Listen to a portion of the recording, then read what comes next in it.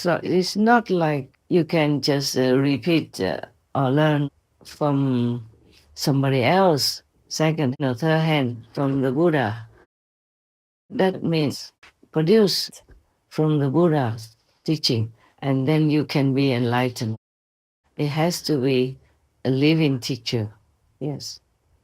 And many other monks also like Ananda and other persons, they have to be under the Buddha's merciful guidance with tremendous power from within the Buddha himself. You see, in many scriptures of the religions, they all mention that you must find a living master, a living Buddha.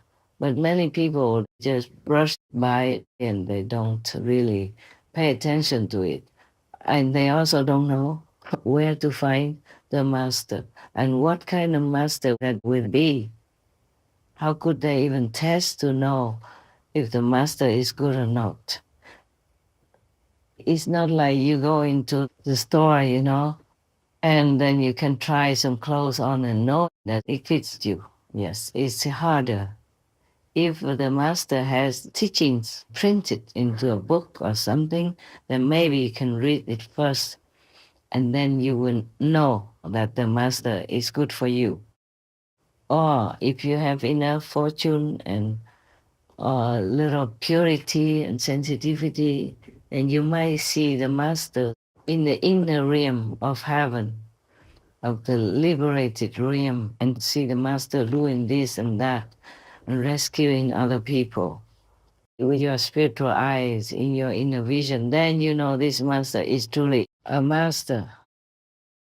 Or in his presence, at the initiation, you can see the inner light within from heaven, or you can hear the melodious voice of God, the inner heavenly sound or vibration, we call it.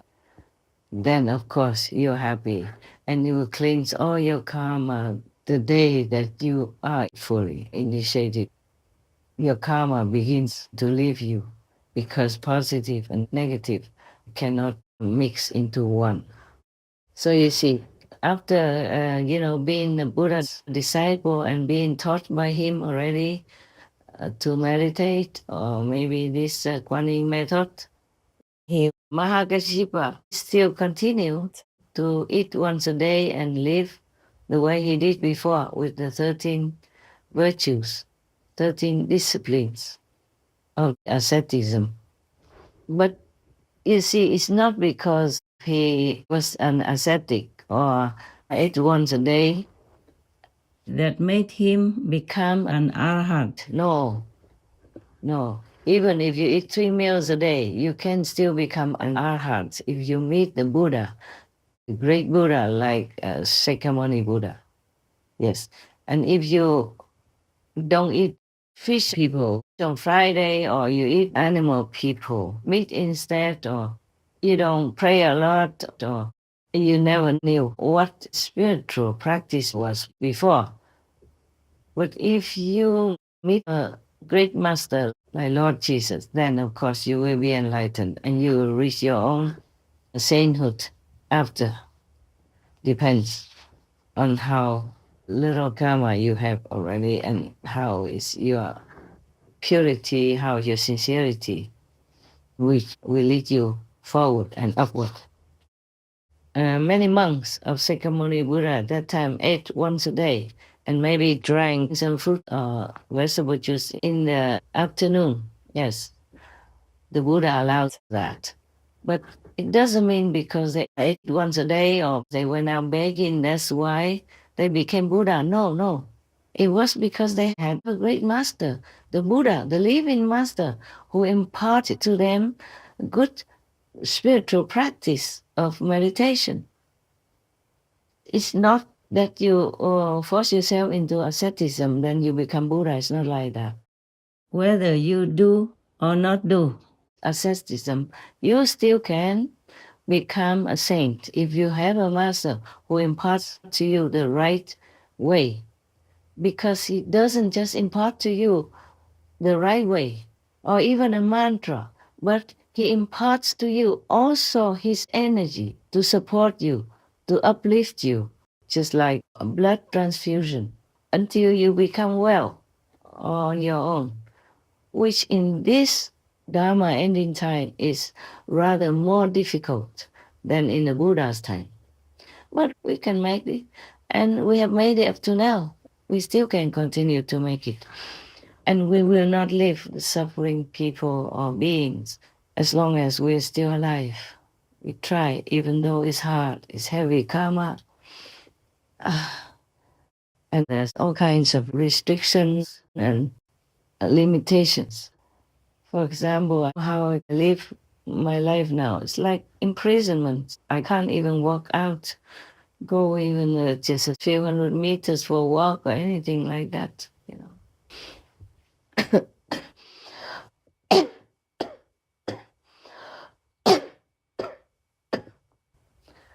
Even if I want to take some photographs, I have to see that maybe that place is empty, the garden has nobody looking, or take just some steps away from the door.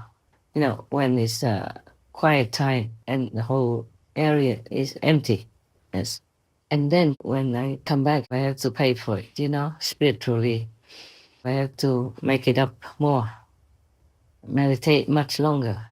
But then it's quite busy sometimes. The Supreme Master television additional work is, oh my God, sometimes it feels like forever.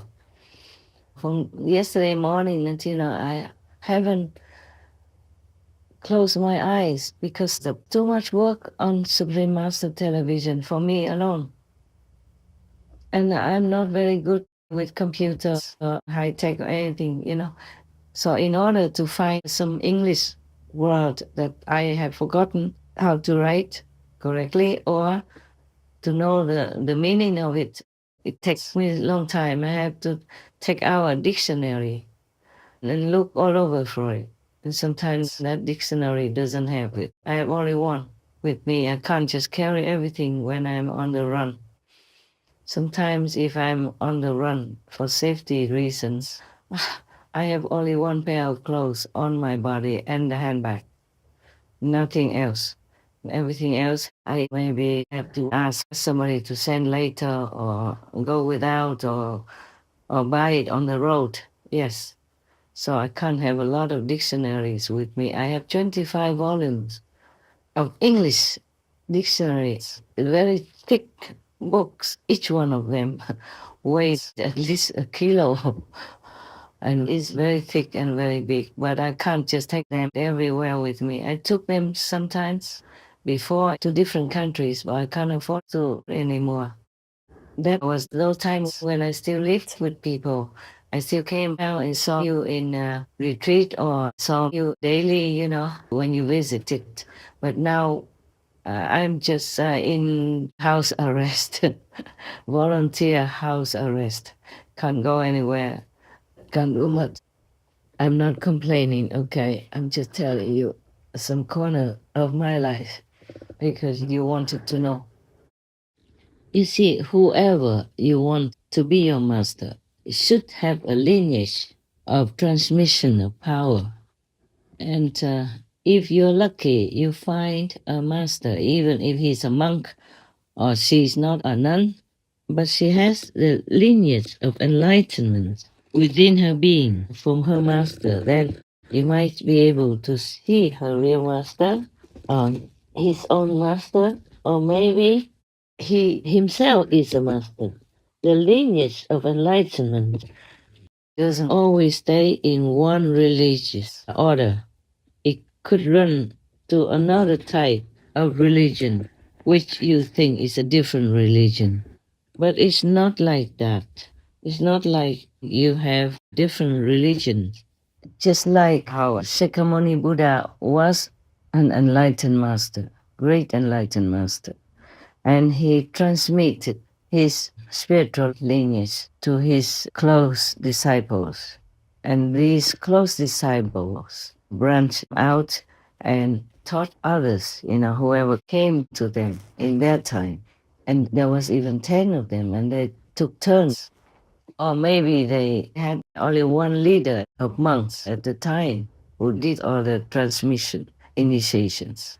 And later, when that monk passed away and went to Nirvana, then the next one will continue as a successor, and the next one, all the way from the Buddha until Rahula. Rahula is his son, yes, the 10th successor. We don't know where that lineage, where that spiritual bloodline has gone to. For example, when the Buddha was alive, he initiated people of many different religious backgrounds. So he probably had Brahman disciples and or Muslim disciples or any other, old traditional religion. But they became Buddha's disciples. But as the Buddha was not like a dictator, he let any of his disciples continue to follow their religion. Just like in our initiation condition, I said that you continue to follow your religion and do whatever you do with the ritual of your religion. You don't have to change anything.